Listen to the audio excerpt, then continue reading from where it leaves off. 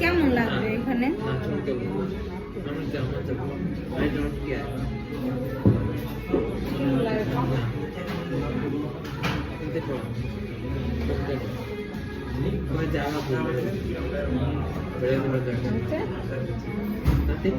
Chilli water দিছ না, শুধু একটা কফি 460 টাকা।